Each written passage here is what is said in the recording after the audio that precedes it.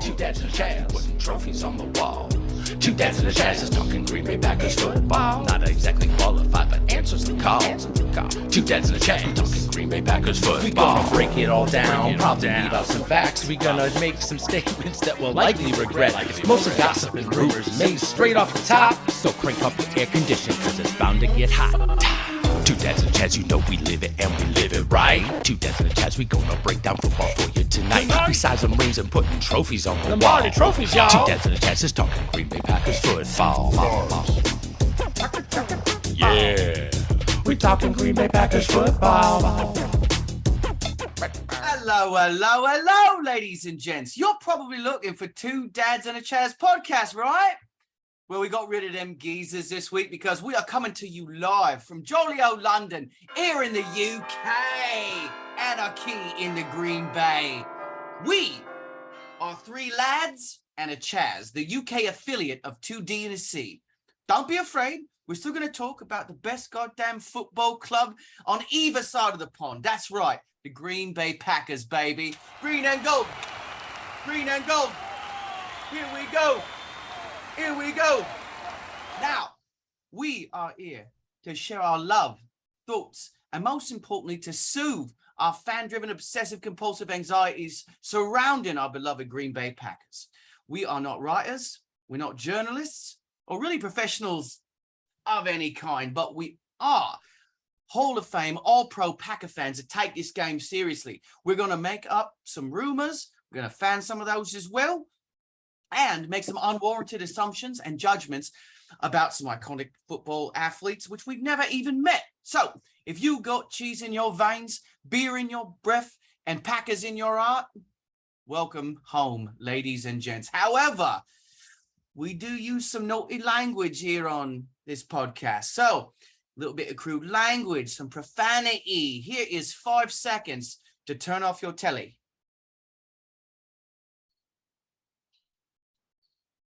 Great, you're still here.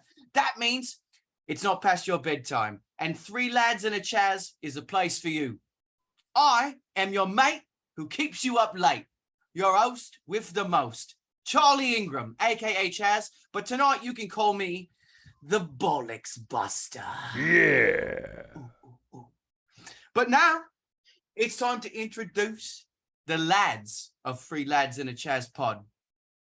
Now, you've all heard of Blackbeard, right? Well, here's Captain Green and Goldbeard. With his crew of creepy lawn pirates, he'll have your pubic hedges trimmed in no time. Let's give a warm welcome for the second week in a row. Let's hear it from Ty. Ty, how you feeling tonight, mate? Feeling great. Ready to recap these Packers from last week and get into next week. I'm really excited. Oh, we're so happy to have you, mate. You're looking so beautiful. I wish you had a little bit of glitter in that beard of yours, a little bit of green and gold, but you're looking so fresh, let me tell you that. Let's go on. For this next lad, he puts the bad in badminton. He'll have you oinking from the boinking. Let's give it up for Tyson, a.k.a. T-Bone. T-Bone, how are we feeling from last week, mate? Feel like a true professional. I'll be a chimney sweep, ready to sweep all the joints right out of here. Bangers and mash. Wow. Let me tell you, I've seen Tyson's bangers and mash, and let me tell you, his mash is bigger than his banger. Let me tell you right now. Last but surely not least, he's got the weakest ankles in the game, and he never missed a court date. Let's give it up for the porcelain prince, Sir Aaron Mayhew, a.k.a. Nigel Flum. Nigel. Hey. That's a terrific introduction as always. Chaz, I'm excited to be here amongst you fine fellas across seas, but yet still basking in the glow of a win at Lambeau Field, the Holy Land, our true church. And yeah, boys, I'm really excited to dive into last week's game and get ready for the New York Giants. Chaz, back to you. I appreciate that, lad. First of all, gents, question, where did you watch the game? Apparently, we did a little bit of a live podcast, but I believe some of you blokes was watching it at the famous Lambeau Field. Am I right or am I wrong? What I want to know, Tell me about the experience, gents. I'm going to start it off with Tyson. Hit me with it. Being a part of that magic one more time, you forget how amazing it is until you're there. Man, it's like just going to see something magic for the first time. And there are so many things that you see at the game that the camera doesn't catch. The camera is just one view. And I haven't been to a game in about 3 years, and I have been watching a lot more football in those 3 years and have a much deeper understanding. So it was really fascinating to see everything that was going on around the bench on both sides, as well as what was happening on the field. A fascinating game, completely changed my perspective on the team, but I loved every minute. I love that. Mayhew, tell me a little bit about your game experience, mate. I think Tyson hit it right on the nose in a couple of ways. For me, it's been over 5 years since we'd actually been to what we call the Holy Land. And for me, it's always that first moment of kind of walking through the tunnel and like seeing the grass, seeing that game live, and like the overall aura of the stadium itself. And once the game kicks off, being surrounded by 80,000 other fans, you can't replicate it. Look, I've been to soccer games. It's fun, but football is like on a whole nother level for me personally. So yeah, it just felt good to get back to what I remember. It was better than I ever remembered. And at the end of the day, we came away with a win too. So it was a good day, Chess. I love it. I love it. I love it. Now, Ty, you were there live with us for the last one when we was live in Lambeau. But I got to ask you, mate, give me your initial thoughts just being live at fucking Lambeau Field, mate. The beautiful walk up to the stadium is the first thing that captured me. You get the smoke in the air, the smell of brats. You just hear the laughter everywhere. Everybody's having a good time. Again, into the stadium. We were in a really good section with fun fans. They kept it light and cheerful. I will say the thing that I've noticed was the amount of Patriots fans, which we can talk about later. But they turned out for this one, and it was just a little bit of a shocker to see how well they traveled. But in the end, absolutely was the fans of Lambeau going crazy in overtime that drove the players to the win. If it was a road game, I don't know if we walk out with that one, but it was the energy of the fans that really, I felt it, and that was cool to be there and witness. Mayhew, like what you were there as well. What's it like being the so-called 12th man? A lot of us on this side of the pond don't know about being the 12th man. What's it like being in there with you? Like, what was your experience this time around being the 12th man? I think I had maybe a different perspective. I gotta say it was quiet, like in a lot of ways. And like growing up as a kid, I kind of felt the same way. And we have this reputation at this point, right? Where a lot of our fan base has been ticket holders for like 50, 60 years. These people want to sit down. They get frustrated when you stand up. They don't yell a lot. I mean, they support their team, sure, but like they're not making any noise on defense, which honestly I find a little bit aggravating. On offense, I felt like we were perfectly quiet, which is important so that our boys can go to work, hear the play calls, get it done. But on defense, for me, it wasn't until the fourth quarter when I think everybody realized that shit was getting tight and we could potentially lose to this goddamn team with a third-string quarterback that nobody fucking knew. And it was, I will agree with Tyson, it's the loudest I have ever heard that stadium in my entire life. It was captivating. It was fun. People are swinging towels, and the team fed off of it, you know? So anybody out there listening that goes to these games, God, can we bring it on all four quarters? Please. For every down. Please. It's not just third and long, you know? Let's go. Tell us a little bit about yourself, Mike. Yeah, I do grounds, just a hardworking guy. Put my boots on in the morning and go to work. Taking care of outdoor spaces, doing grounds, doing lawn care, that kind of thing. I also do odd jobs, side jobs, a little bit of commercial work. Tell us a little bit about that. What have you seen? What kind of commercial work, mate? Had Aaron Rodgers give me a little shove. Oh, that's a story. All right, let's hear it. Let's hear it. Give me the 2 bolts and bits. All right. So we're doing this thing, and I weasel my way into being an extra, actually. And we were supposed to bum rush him, and I tear off. I I'm first in line. Like everybody's assembled, and I just walk to the front of the line. I'm like, let's do this.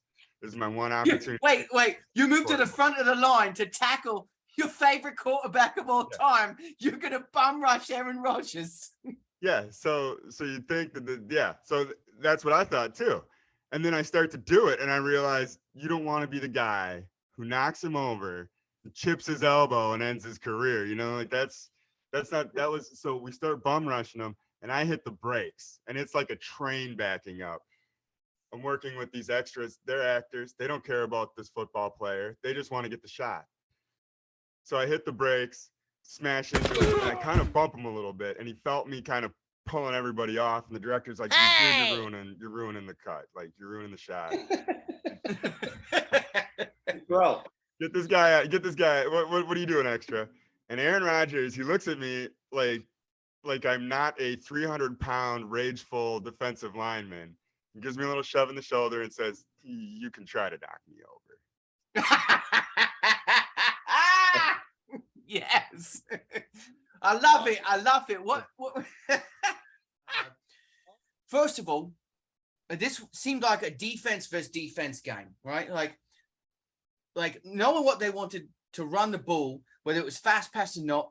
How can we improve? Because obviously we all know this game was a bit of bollocks. I mean, we're not going to talk yet about how we had one half of football, which fucking blew dicks. I want to hear about how this was a defense versus defense game. Mayhew, you mind open up a little bit of thought about this? The Patriots, in regards to Bill Belichick, I'm always like nervous. This guy finds a way to take sometimes nobodies and very little talent and takes a bunch of discipline and fucking, I'm sure, like lashing and puts it all in a blender and somehow turns it into like a team that overachieves, right? So I thought it was going to be a walk through all day long, but it was pretty evident, like in the first quarter, that, you know, they came to play. Like offensively, their offensive line, I was incredibly impressed. I got to admit. And there's a couple of rookies on there. There's, I feel like there's like a backup or two. I'm not going to deep dive into that shit. The point is that they were efficient in what they wanted to do, while at the same time continuing to bring in a 6th offensive lineman with different lineups across like the board. For whatever reason, our defense struggled with that mightily. And even though we were able to take Axel Hoyer out and God, like, I don't know how many plays it was into the first. It didn't even last that long. A 3rd string QB comes in.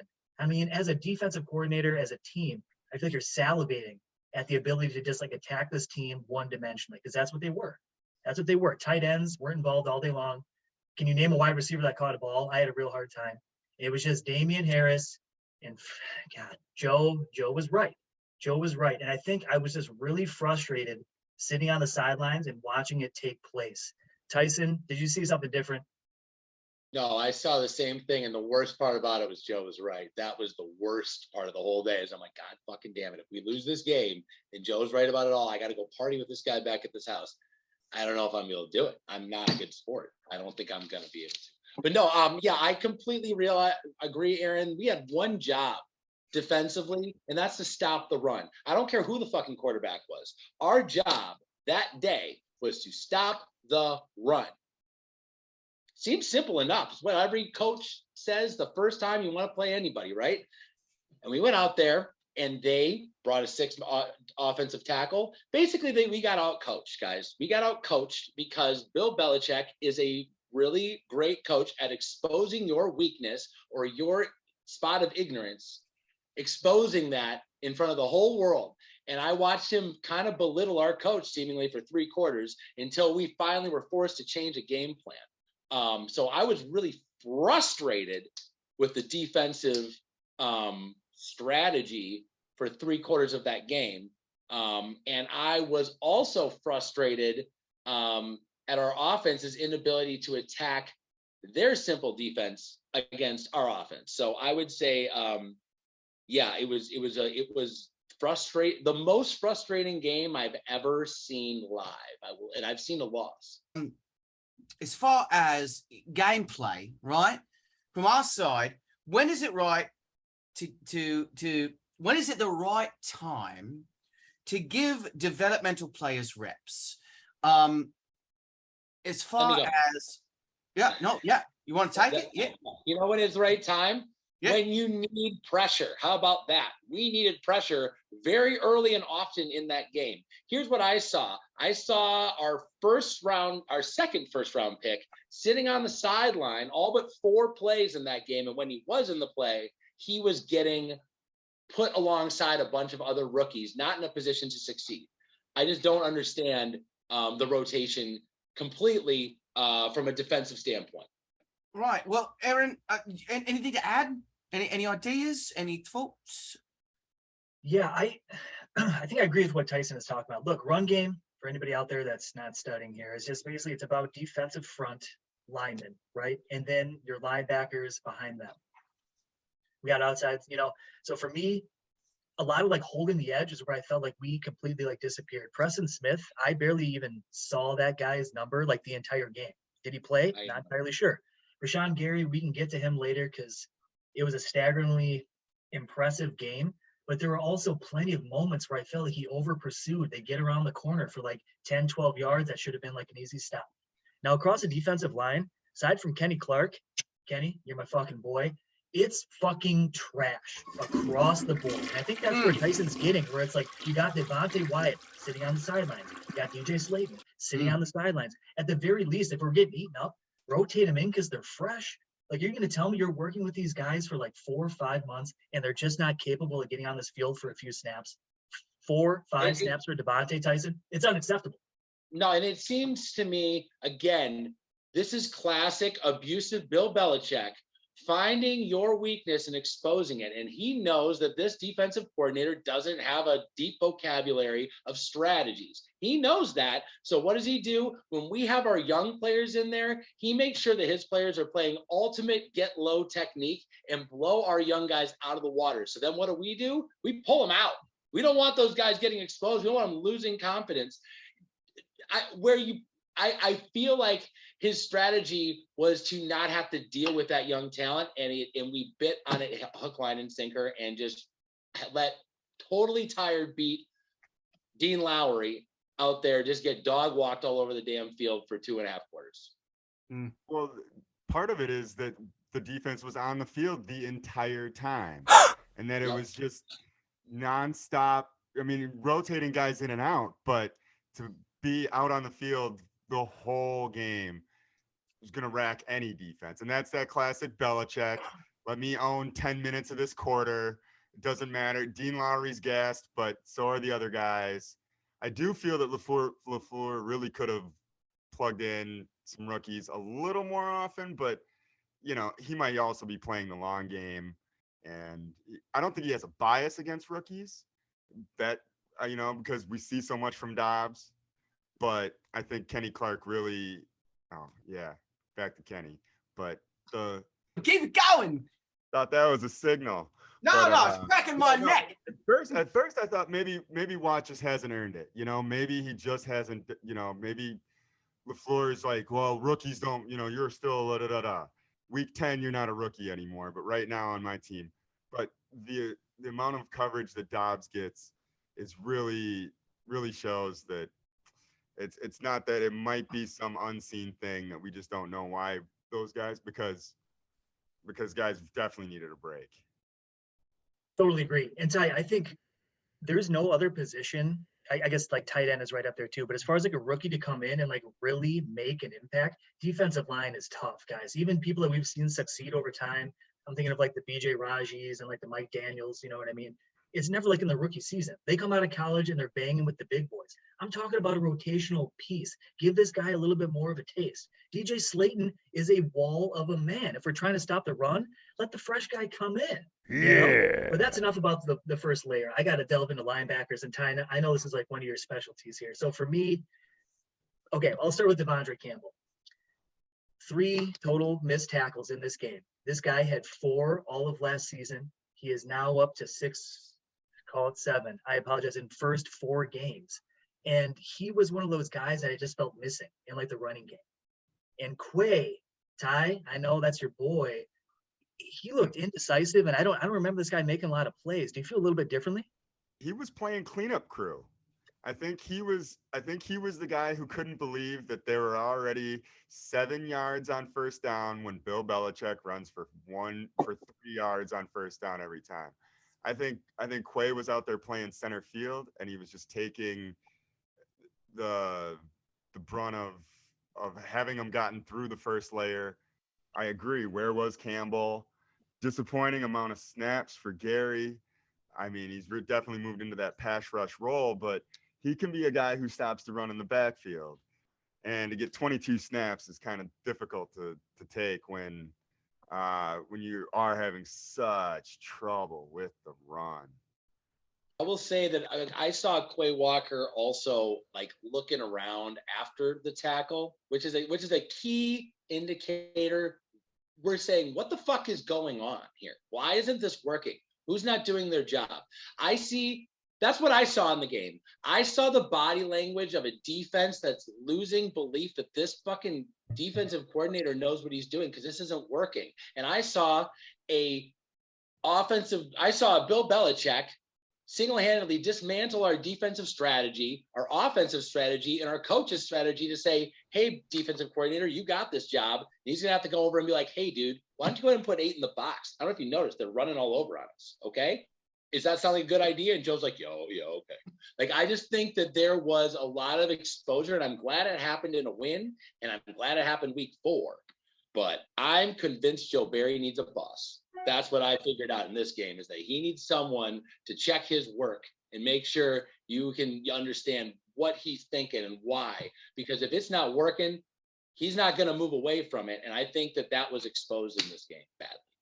At the linebacker position too. Sorry to get away from it, but that at the Campbell and Walker, with our strategy of our defensive scheme, where we're running a bunch of nickel all the time, 2 middle linebackers out there all the time, and they were able to expose that and break that down pretty easily, especially in the run, which is not what I expected to see. So it was pretty interesting that worked out as well as it did for them. I can personally say, boys, like gap responsibility and just overall intelligence of like watching where the football is coming and instinctively running towards it is lacking on this team. Ty, for me, it was like Quay. This guy, all of his college highlights are him knowing where to be, fucking gunning, tackles for loss, never missed a tackle, like blowing people up, blitzing. He seems, as of late, at least in like, that was my experience this game. I'm watching the whole time, sitting in this hole and like waiting for it to come to him and then falling back a yard, probably making like the tackle. Like, where's the killer instinct? Same thing with Darnell Savage. We're going to work it back to the safeties. This guy loves just kind of waiting for it to come to him instead of being a goddamn killer. And that's what this defense needs. Is that Joe Barry and like giving them the confidence to feel confident within the system?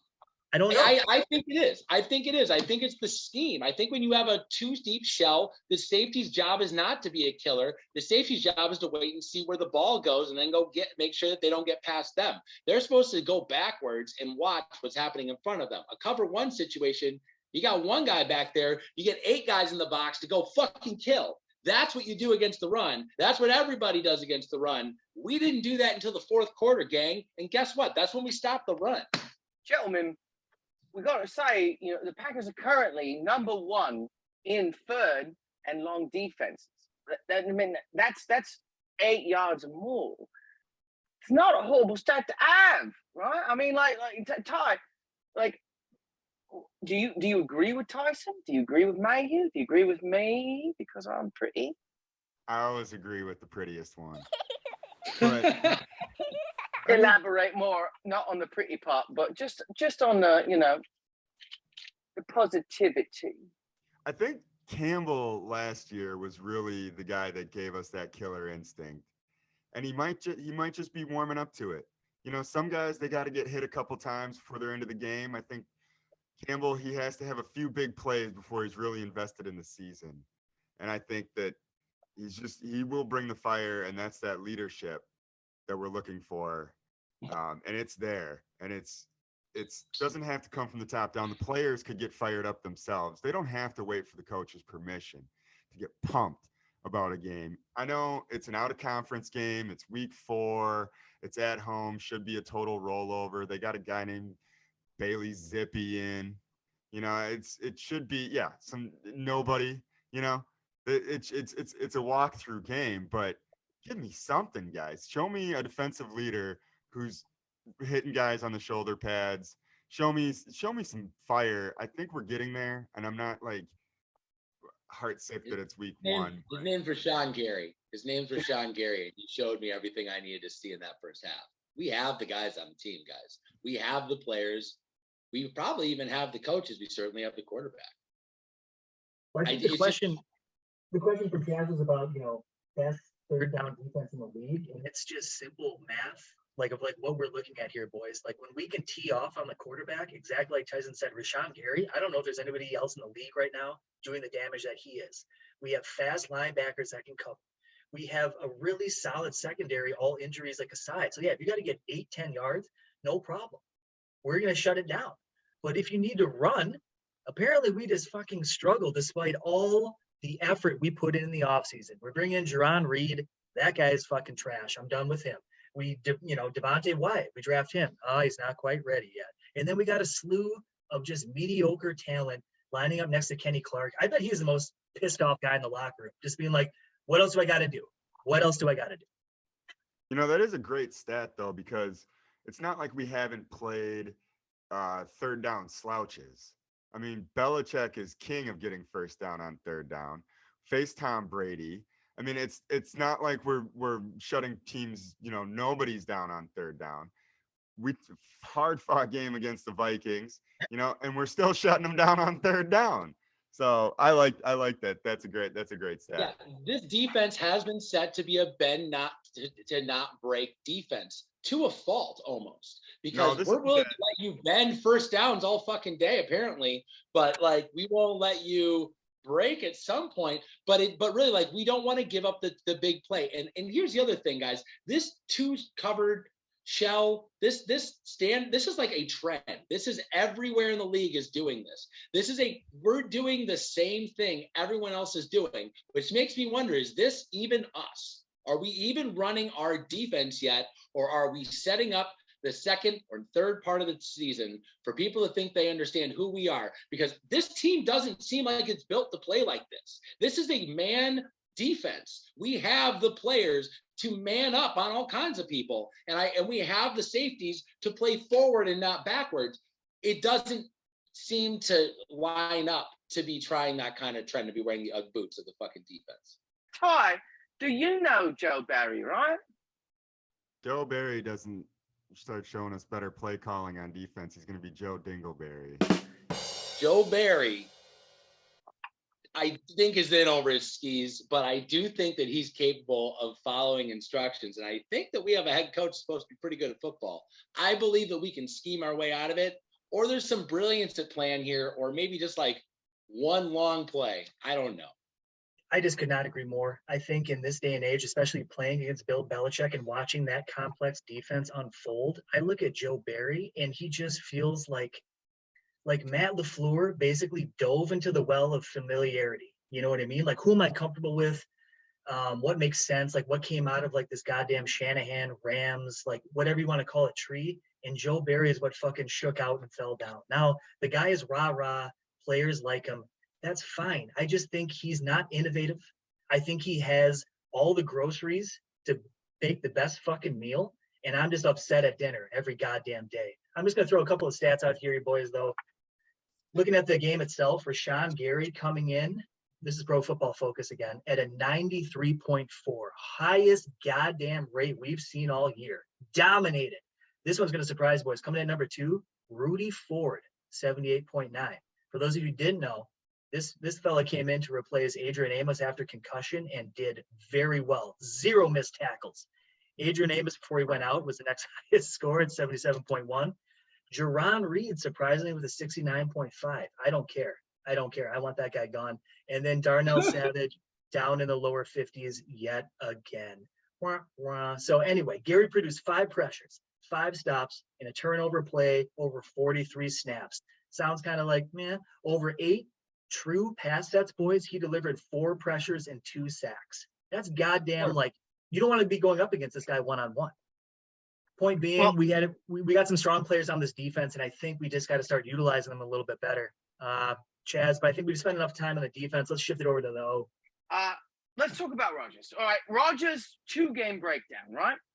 Last 2 quarters, or box into the first 2 quarters of the Pats' worst statistical performance of his career. Yes, that's right, his career. Here's the thing. I didn't create this standard for greatness. He created the standard for greatness. I didn't come in here and say, hey, man, I expect you to play at a Pro Bowl level. He's the one who played at a Pro Bowl level up until this point. When you play 4 quarters in a row, whether they're in the same game or not, when you play 4 quarters in a row, that makes you look like a backup, and you're not trying to get a coach fired, I'm really concerned. You're at a point in your career that we can't take 4 quarters off in a row, okay? I am really disappointed and frustrated by the play of Aaron Rodgers at the beginning of that game, him missing guys by a mile. When I was there, if I watched it on TV, I would not have seen those balls. I would have been like, oh, someone ran the wrong route. Oh, when I'm there, that guy was wide open. He had the whole side of the field, and Rodgers missed him by a mile. Like, it was really frustrating to watch.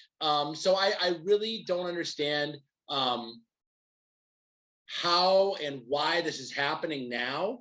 And patterns tell me in Aaron Rodgers' play that he has these moments in the year where he doesn't play that great, and then he gets it together, and then he plays awesome. And I'd say, oh yeah, I'm not worried about it. He'll play great later, except for at the end of all those patterns, we don't win the NFC Championship. So if we're following the same patterns, I'm worried. I'm very worried. What I need is consistency. Nigel Flam, any other thoughts on that? Yeah, I got one. Statistically, it's not hard for Aaron Rodgers to have his worst game ever. When you're accustomed to throwing a couple picks a season, I mean, the last pick 6 he threw, what was it? Sunday night against the Bears last year, year before? I mean, it's been a while since we've seen a pick 6. So when you throw one, I mean, it's going to thrash your rating, but I mean, he's been so good and so dominant that it's not hard when you have 4 bad quarters to be in a statistic wreck. I just don't know what the answer is anymore, because I feel like we're replaying the same tape like over and over and over. Like, we can talk about this man's body language when things don't go right and how he looks on the sidelines.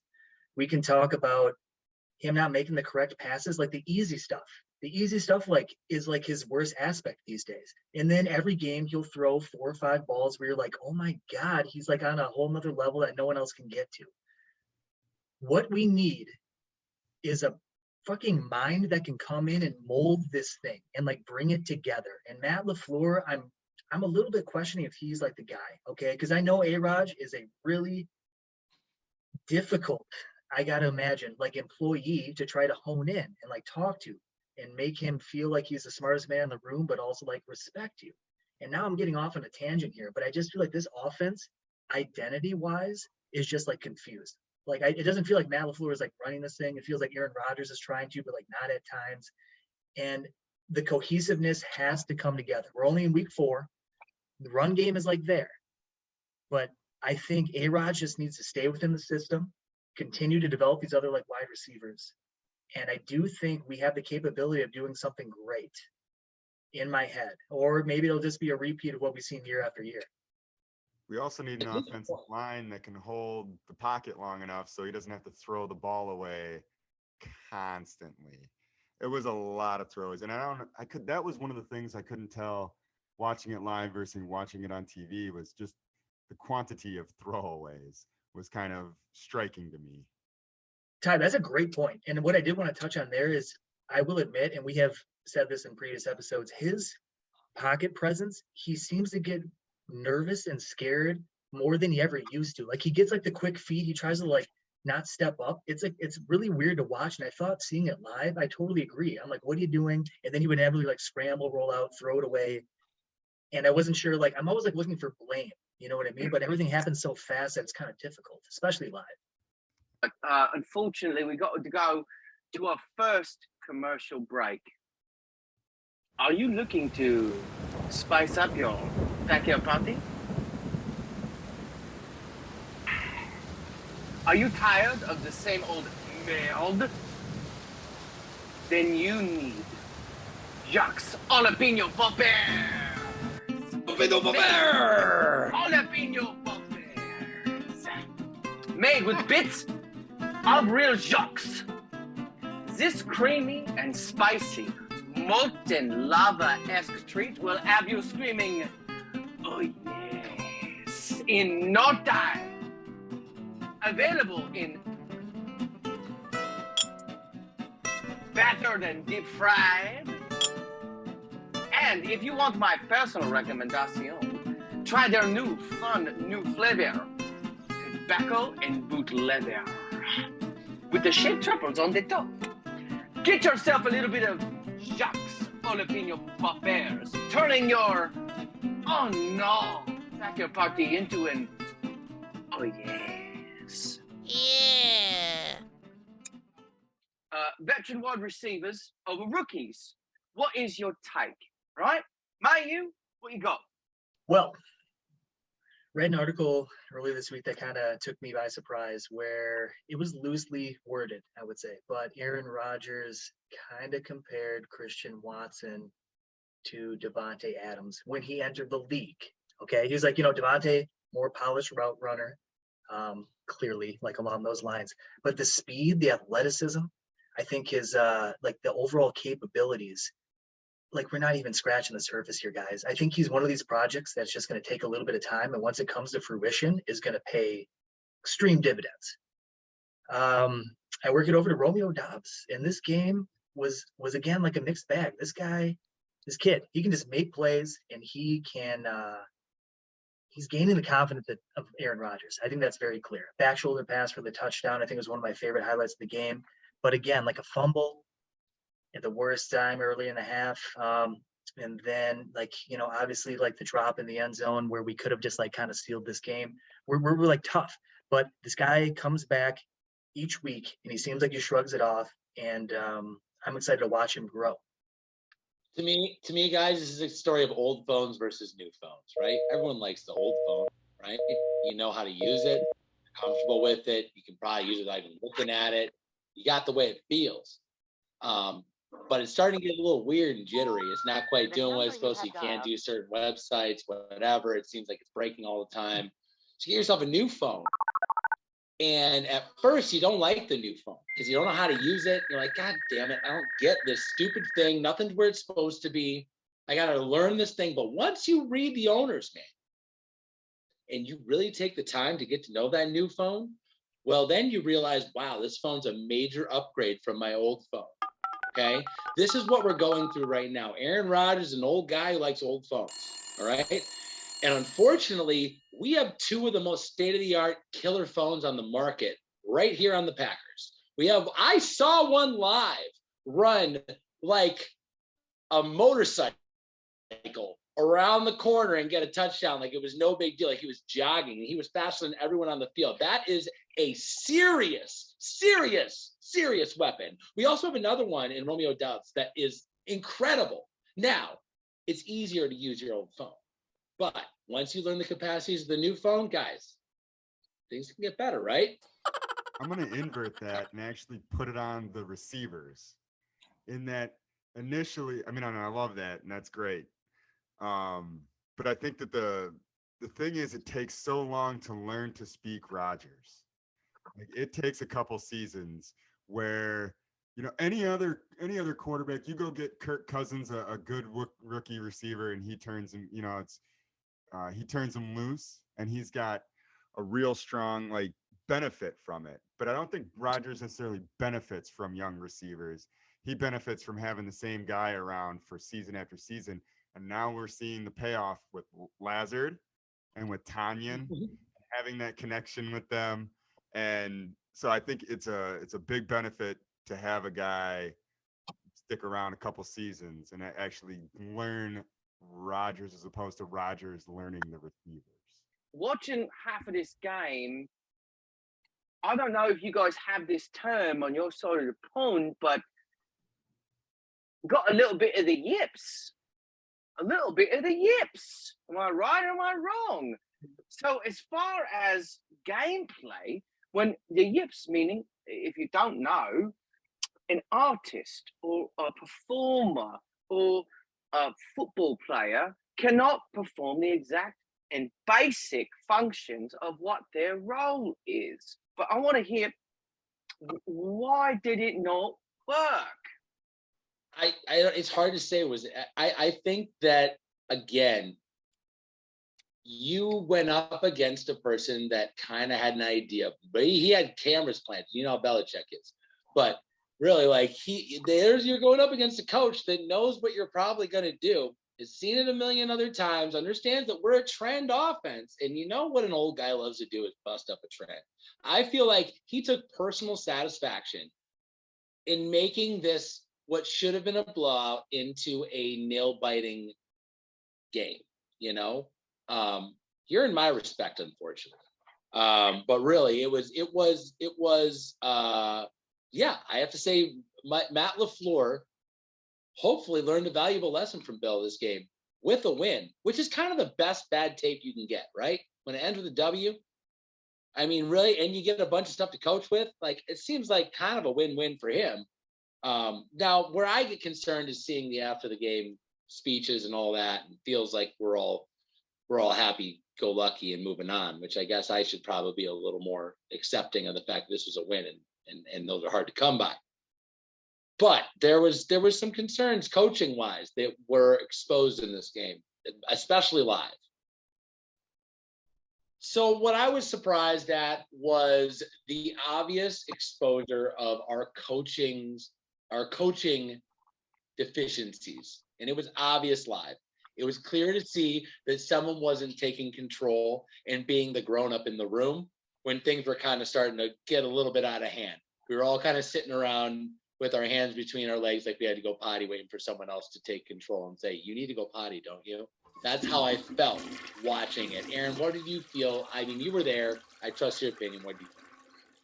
Tyson, it wasn't just this game. It was like last game against Tampa Bay as well. Like in those final 3 minutes, and we talk about body language, we talk about confidence. Every camera angle I saw on Matt LaFleur, this guy looked fucking nervous, like the entire opposing team was going to bang his fucking prom date. You know what I'm saying? And we move into the game against the Patriots, and it was like the same thing.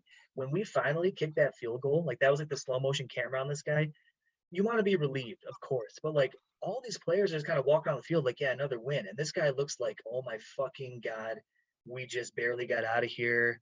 What am I going to say to the team in the locker room kind of thing? Man, I'm just finding myself lately questioning him like a little bit. And we know it all trickles down. It all trickles down, Tyson.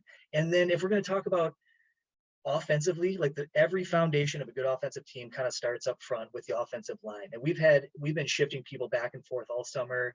Things are kind of coming into its own, but I think we should tackle that next, T-Bone. I am very concerned about our coaching staff's ability to change the offensive line when it needs to happen. It's pretty clear to me, and we've been talking about this for weeks. There's one glaringly weak spot on this offensive line. Well, there's a couple now, but really there's one. And he just seems like a solid backup, and I would rather him be there, and that's Royce Newman. He belongs on the bench. And I think if you take Jenkins, you bump him inside to guard, where he was a Pro Bowler, where he's not going to need to be out on an island on his bad knee. And you take Yosh Nijman, who played good enough left tackle that you can't remember who was in on that Tampa game. Was it Yosh or was it Bakhtiari? Can't remember. They both played the same level of play. So I say you put him at right tackle, you bump Jenkins inside. John Runyon is doing his job, and I will be frustrated if he loses his spot, because there's one guy who's been pretty much the most consistent guy on the line, and that's John Runyon. Myers, I watched live with Ty go through some mental shit. Like, you don't see this on TV, okay? This dude completely fucked up on one play. Somehow Rodgers got away. It didn't really seem to affect him, but you could tell it bothered him. The next three plays, I heard the crack. Boom, as he went and hit this dude and blew him backwards for 4 yards. And I'm like, this guy has the capacity with emotion to be an animal. And then the next play after those three that he looked awesome, he got blown up again. And then he got mad. And then he threw him again. And I'm like, this is a guard. That's not a center. This guy's acting like a guard. He's not acting. He's playing with emotion. Centers are supposed to be robots. And I think we have a better center on the team than Zach Tom. If it was up to me, he'd be the starting center, and I'd have the other guy at guard, and now we're really doing something. But I think right now, what makes the most sense is that lineup. It's the easiest shuffle. You take out a guy, you have a solid backup in Royce Newman ready to go. You take that right tackle, who I think is playing consistently better football each week. I'm not saying Jenkins can't play, guys. I think he might even be our starting right tackle. I just think right now on that knee with the pec, it's too much. Put him inside. Let him do what he does. And then we have the best 5 players on the field at offensive line, the essential position to succeeding in the game of football. Tyson, I agree with every single point. And all I can do is wonder what the coaches are seeing each day that maybe we aren't. You know what I mean? Like, is it Stenovich, right? If I'm pronouncing that, came out and he talked about Elton Jenkins is like the right tackle. They feel like they have the 5 best men on the field. I'm still questioning it, though. I'm questioning it right now because like health, because of confidence. And I just have to continue to think that they know what they're doing. It's really difficult week by week to watch, but as a spectator, like, what the fuck do I know, really? Only week 4. It's only week 4. We do not need to be playing our best football right now. Absolutely not. It's fine if the offensive line is still finding their rhythm and they're still all working that out. Let's do that on week 4 where we don't play our best football and we walk away with a W. I'm okay with the offensive line taking some weeks to work it out. When it's halftime, and you and your sweetie are looking for a sweetie to munch on, then maybe you need Spotted Dick. Spotted Dick is an age-old classic dessert for the whole family. Hey, grandmother, would you like to sample this dick? Why would I? I've been taking down dick since before you were born. Spotted Dick uses all natural ingredients like currants, spots, and dicks. And if you're looking to take it to the next level, slather your dick with cream. Nothing's better than gorging yourself on dick cream. So try Spotted Dick today. Cheerio, lads and lasses. Spotted Dick. Well, gents, you know, I've got to tell you, it's a tried and true favorite of mine. I've always slathered me dick with spots and cream.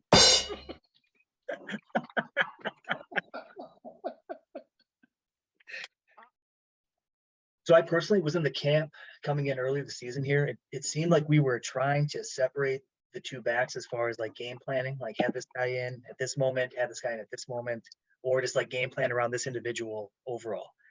And then also obviously the package that we have for both of them being on the field at the same time, which has been less impressive to me thus far. But for me, it was overwhelmingly that Aaron Jones was standing out. This guy is a playmaker, man. He is special, running the ball, catching the ball. He doesn't remind me of anybody per se, but he's just different, you know. And AJ Dillon, I have not taken anything away from this guy. By God, he is an incredible specimen in his own right. The guy, no one wants to tackle him when it's cold out and it's 3rd and 1. It's like the perfect pairing. But at this stage and with what this offense needs to be doing, at least I feel currently, is that Aaron Jones needs to be on the field more. And I thought he was this weekend. And I thought like the stats showed it for himself. This guy had 16 touches, 110 yards. That was just rushing. Also 3 catches for 5 yards. So the catch is not quite as impressive, but by God, the man was making a play every other down, it felt like. And I'm just saying that we need to lean into him a little bit harder than AJ Dillon. Time. Your thoughts, Dillon Jones, go. I love that the reserve is off. I love that every previous season, LaFleur's like, well, I got to save him for week 12. This year, he's taken the shackles off and he's just said, go compete. And I think that it's a great point, Aaron, about how he really can't be compared to anybody else.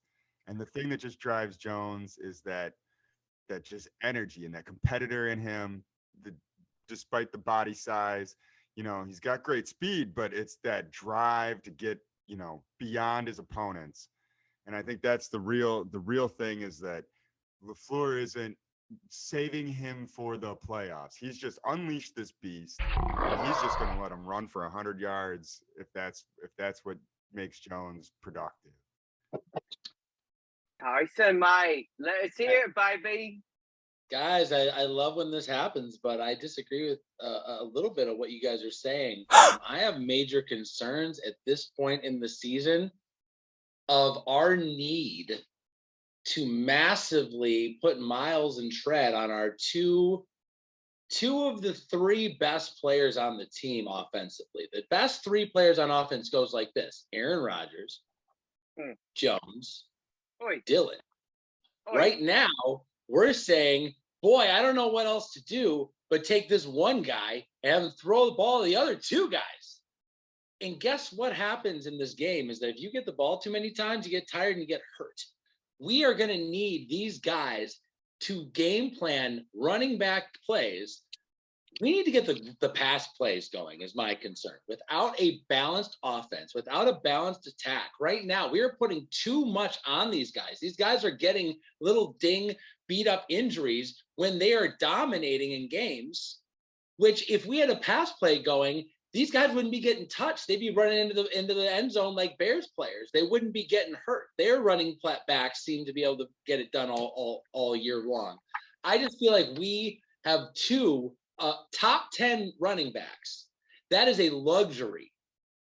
And it could be an easily mismanaged luxury by someone who doesn't understand how dangerous it is to work guys beyond their capacity. And they're going to keep playing and they're going to get hurt. They're going to pull hamstrings. They're going to have soft tissue issues. We're going to be needing these guys in December. That's when we want A.J. Dillon, in December. And this is my problem with the pony package. You got a pony package. You got two guys, those two guys out there. One of them's going to have to block. Why are we wasting energy on a blocker? You know what I mean? I like the idea. It's a short-sighted idea when you have a short list of offensive threats and two of them are at one position. At this point, I want to see more out of Taylor, and I certainly want to see more out of Kylan Hill. Now, we're going to be watching the game midday. How are you going to set up your mental status, your physical status, and get the people you need? How are you going to deal with all of that? Mayhew. Well, I was feeling really good about it. Now you got a bunch of thoughts in my mind. I'm kind of thrown off here, if I'm being totally honest. Who am I kidding? I'm a dad. All right. We're up at 7 a.m, like at the latest. We got game plans. We prepare because we only have very small windows to goddamn live our life to the fullest. Tyson, am I wrong? And so, Chaz, how am I preparing? I don't know. I'm probably going to dress up my 1-year-old daughter in the sickest gear you've ever seen. Crack a bottle of champagne, make some mimosas, fry up the bacon, and fucking get ready, son. Let me hear about it. Ty. What you got, baby? What you got? Let me hear it. I'm going to take a pot of coffee to get through this game. 8:30. I am not a dad, and that is early for me. Tyson, I've heard about how legendary your house is. I've never seen it, but I know what your preparation is as far as food and preparation goes. So I want to hear, how are you going to get ready for this fucking game? So I will say I am fucking worried. I am not known as being like a wake up and you're ready to go kind of guy. It takes me 2 hours to like remember how to shit. Okay. It is not easy for me to wake up. All right. I don't even know where I am, who I am, and what's going on. All right. I need a kid to be like, Daddy, I need this. I'm like, oh, okay. All right. I'll do that. I'm worried, guys. You know what it takes for me to be mentally prepared for a noon game? That's an early morning. That's an early morning for T-Bone. Okay. What you're talking about, an 8:30 start? Yeah, I don't know. And also, you think my kid's going to give a shit that there's football on that early? Like, that's when he watches TV. So I'm going to be watching like in the garage, which is what I want, or the basement. It's going to be cold. It's going to be weird, God damn it. And I don't like it. I don't like it one bit. I don't like it. Hey, I'm happy Europe gets to fucking play football or pretend to play football for a day. I want to play restaurant. I want to be a football guy. That's nice. I want my noon games back. I am not enjoying not having my noon games, and I am not adjusting to this well. I did feel a little cheated initially. I did feel a little cheated initially when I found out that this was a home game and counts against us being Atlanta. Not a home game. That's bullshit. You can't call it a home game. You're talking about Pac-12 football. Like, fucking forget it. Okay, so it sounds like more than likely Tyson's not actually going to sleep. And I think this whole group needs to. I'm really excited. I'm really excited about this Monday game.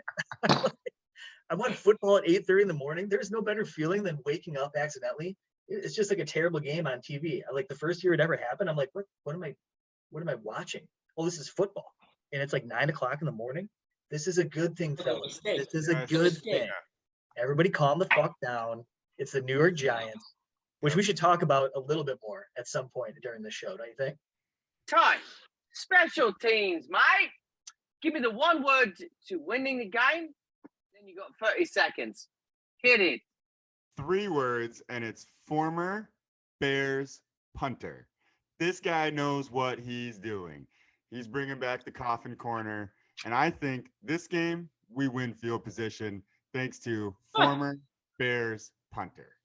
Man, that's an awesome, like, double deep burn right there, dude. That's awesome. That's a great way to describe our punter. All right, the most important thing you got to know about the football Giants is the quarterback position. Very strong in this department. You got Danny Dimes Jones.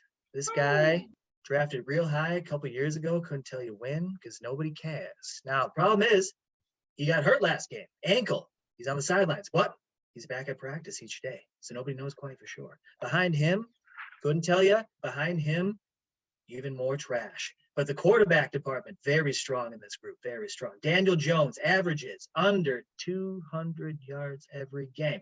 But if you really break down the stats, you'll find out that he also has a very unattractive girlfriend. That's where they had this in here. The man can run, though. He can run. He's kind of like that dual threat quarterback, like the kind that can't throw the ball over 10 yards, so relies on his legs. We've all seen it before. But the quarterback, it doesn't just start there, boys. It doesn't just end there. The offensive line. Let's talk about that because they've invested heavily. And over on left tackle is a man named Andrew Thomas, drafted out of Georgia. And he's actually a legitimate starting left tackle. So he's got some protection on that side. Over on the right, a man named Evan Neal, drafted this year. First-round draft pick out of Alabama.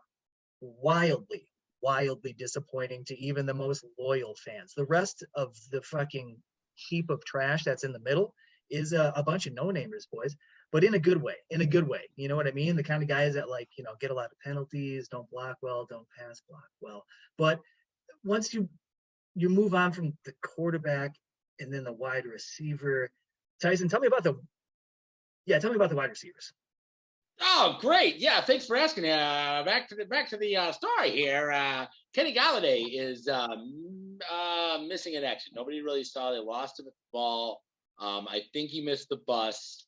No one can get in touch with him. So we aren't sure if he's on the team, if he's traveling, if he's not, if he's actually going to be playing wide receiver. It's hard to say. He's been missing in action. Kadarius Toney, he's on timeout.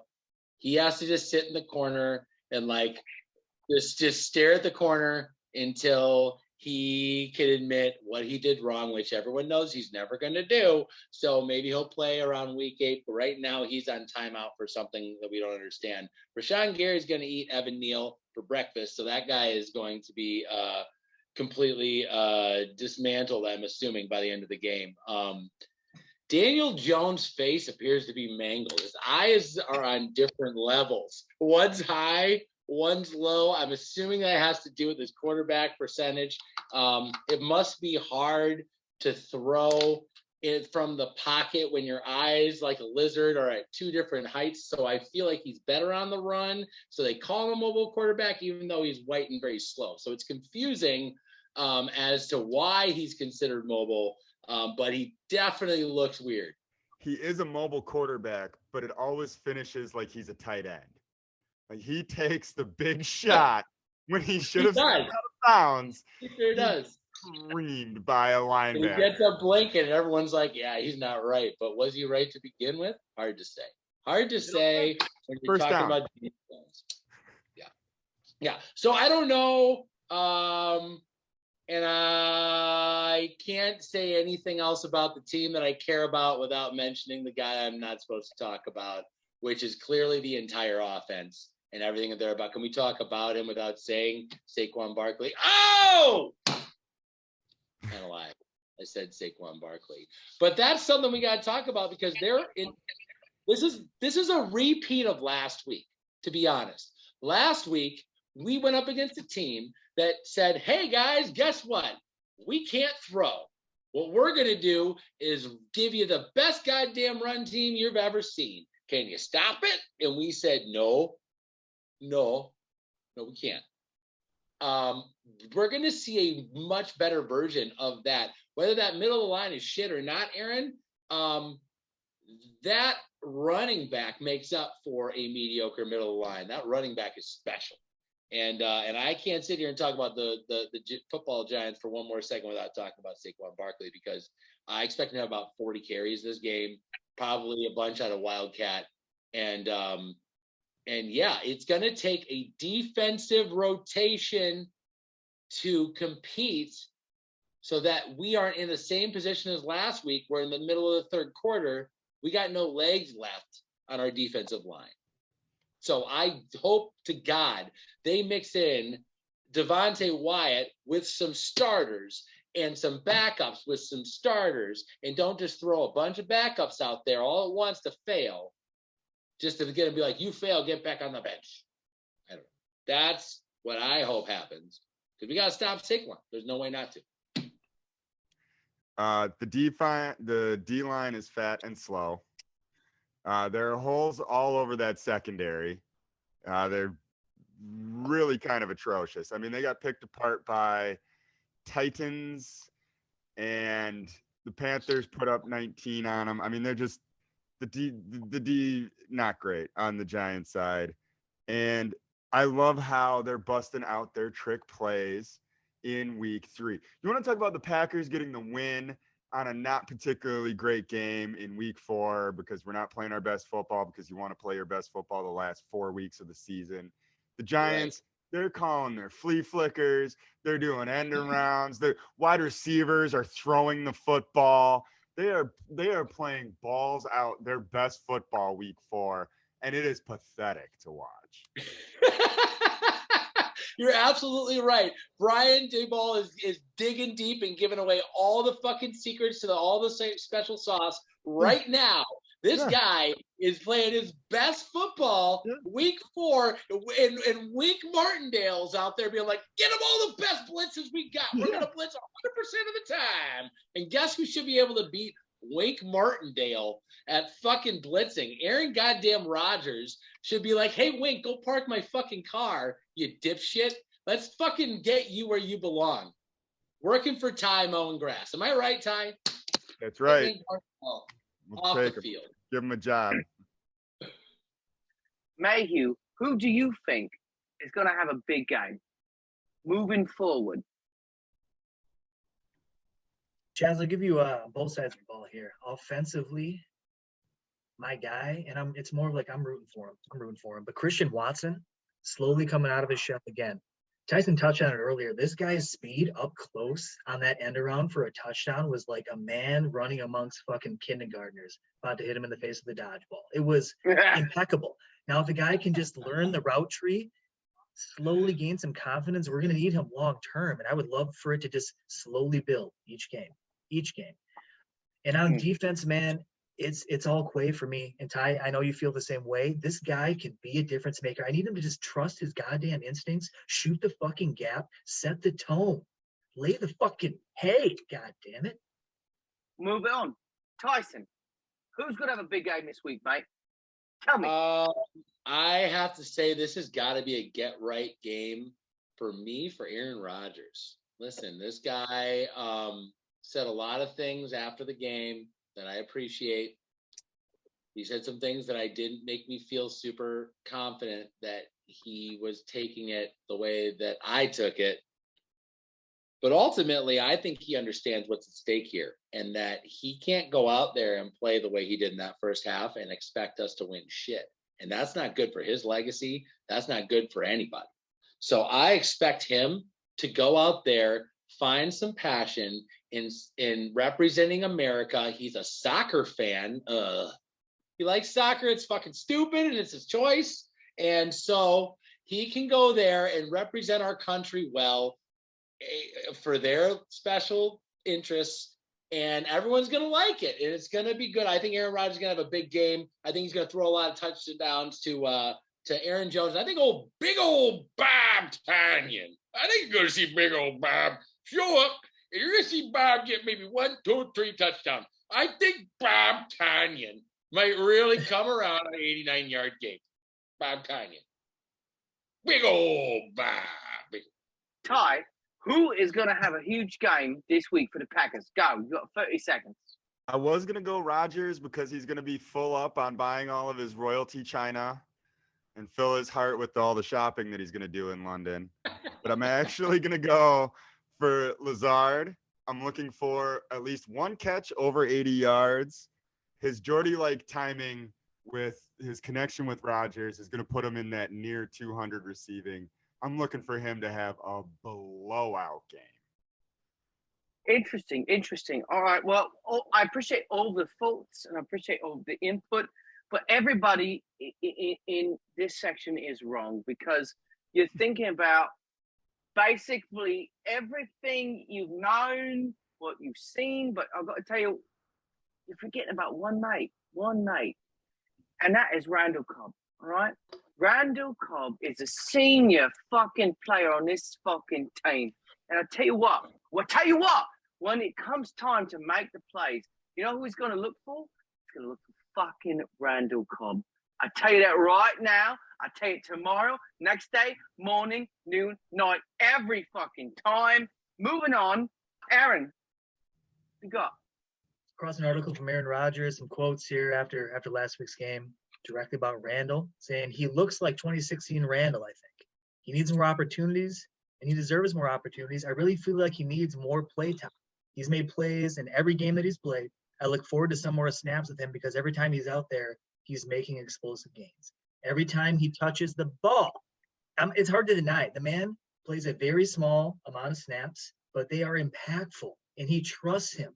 And, man, we saw it on display on Sunday, boys. There was a couple of big conversions, and the guy, I'm torn because we talked about it earlier. I want the new Ferrari. I want like the rookies to learn, and I want them to grow. But like Randall Cobb is also a crucial piece of the puzzle here. So finding that balance is like I don't have the answers. But he's been a crucial part of this offense since the day that we showed up for rookie camps. This guy has been a coach on the field. There's not a player more dedicated to this team than Randall fucking Cobb. It is impossible to not notice, even from my fucking seat, when I see him, the only team player other than Mason Crosby practicing kicks. This guy's running full sprints, doing juke moves, just working out on the sidelines, staying warm. I don't see anyone else that is that dedicated when he's down over 30 carries in a game to stay warm because he's ready to fucking win. This is his year. And I have to say, I expect big things from Randall. Aaron, offense, key to winning, go. Points. Defense, Tyson. Damage. Offense, Ty. Air raid. Ooh. Defense, go. Commit. Tyson. Defense, one word to win, go. Swarm. Ty. Defense, one word to win, go. Murder. But I don't get the 30 seconds to explain that. So it's just murder. It's just murder. I'm looking at Dan. No one has ever said it that creepy. Like, just murder. I'll tell you what, mate. I got to tell you, it's the best answer I've ever heard. Football right there. First touchdown. Now, this one I'm going to keep down, right? Got to go same order. Aaron Mayhew, first touchdown for the Green Bay Packers. Let's hear it. Aaron Jones, straight up, showtime. Straight up showtime. Right. Tyson. Well, we got big old Bob. Tiny big old Bobby. Tiny. Ty. First touchdown. Who's going to be? Rodgers on the keeper to show the league he's no punk. Just to spite him. Interessante. Able to make that connection, but he's gonna run it in just to shut up the haters. He's not old. He's just warming up. QB, total yards. Just for Rodgers, because this has been a bit of a problem in the last couple of weeks. I want to hear from Aaron first. Chaz, I'm going to go with 325 today. Woo! In the air, and he's going to run for another 33 and a touchdown, just like Ty said. Ty, I like that fucking call. Where you at, A-Raj? Don't be afraid to run, baby. You got that. No one thinks you're going to do it. Put on the belt, you little bitch. Put on the belt. Yeah. Fucking put it on. We've been waiting to see it. Hopefully, when he comes over to London, I want to see that belt get put on, baby. Tell you what, Tyson, QB total yards. Let's hear it. I see him getting about 288, but 3 touchdowns. He's also going to run for 30 yards in my book. I did have one of them being a rushing. So I see him contributing 4 of the 4 touchdowns we got are all going to be at the hands of Aaron Rodgers. Beautiful, babe. Beautiful, babe. All right, last but not certainly least, Ty, let me hear your predictions. I've got a safe 275. He's going to be a little rattled after that pick 6 and maybe a little gun shy. But of that 275, Lazard's going to have half of that. Right. This is the Lazard game. Alien Lazard. Alien Lazard. Just It's a joke from our house, guys, but we'll keep it forever. He's Alien Lazard forever here. I want to see 350 fucking yards. Gentlemen, I know we touched on it earlier. Everybody's well aware that I'm an Aaron Jones man, and A.J. Dillon is just fine too. But I think what's important to look at here is even last game when it felt like Jones kind of had his heyday, 16 carries for 110 yards. Big day. Right behind him, boys, was A.J. Dillon, who actually had one more carry, 17 for 73. Guy was cleaning up himself. It's not about one or the other for me, Chaz. It's about balance, but more importantly, utilizing Aaron Jones more effectively, man. Just like we have been. Spread this guy out. Put him on the edge, like running routes. Like just put the ball in his hands more often. And when they get worn down, bring in AJ just to fucking beat the will out of them. You know what I'm saying? It's not one or the other, guys. This is the running back room. This team requires a shit ton of work of the running backs. We have 2 that are incredible. We have to both feature / preserve both of them at the same time. This is like a Rubik's Cube of a team with the best quarterback and the best running backs and a bunch of young wide receivers. And like, how are you the best? We need to figure it out. And I think that Aaron Jones is at a point in his career, and he's at a point in where he's at in his position. This is his time.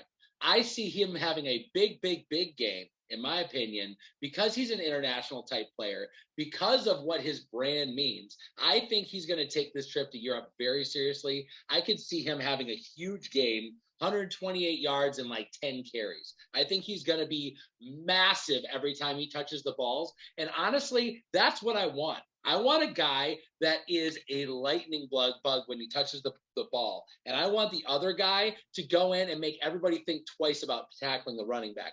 That's what we have. We have the real lightning and thunder. Like, I want us to operate the exact same way we did. I want to hear about Ty's prediction right now. Who are you going with, mate? And how many yards? I think this is a give Aaron Jones the break game. I don't think we'll need him. I think the passing comes out strong enough, shreds the worst Giants defense in a couple seasons for the Giants as far as their standards.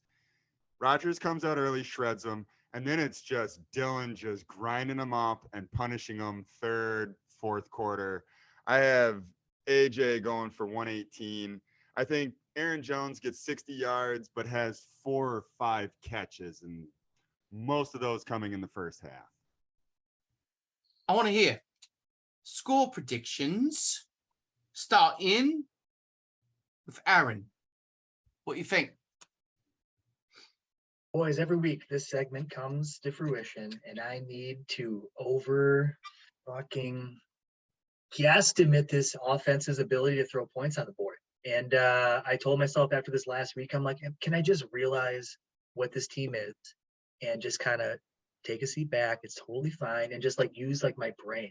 You know what I mean? But I won't because this Giants team, I don't believe in it. This offensive line is trash. Even if Daniel Jones is back, which I actually kind of hope, because he's going to want to try to attempt to throw the ball, which only plays in our favor.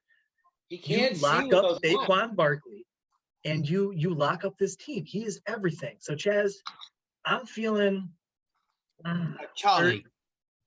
I feel like 35-13. 35-13 for the Packers or not? Yeah. Yeah, I would like for my team to win. Yes, please. Just checking. Thank you, Paulson Prince. Tyson, final score predictions. Let's hear it, mate. Now, similar to Aaron, I keep overestimating this team's ability to score on offense, and it keeps frustrating me. And I feel like part of it is my prediction, and then we get to the first quarter, and I'm like pissed. So I'm like, we're never going to make my prediction. But the reality is that I think that Rodgers might just be as pissed / proud to represent America this week. I think this means something to him. He seems like a Europe kind of guy. I think he wants this to work out for him. I think he'd like to spend more time there. So I expect us to put up over 30, which is something we have not done this year. I want to see us put up 30. And not much over, but I think we're going to win over the Giants, a convincing win of 31-19.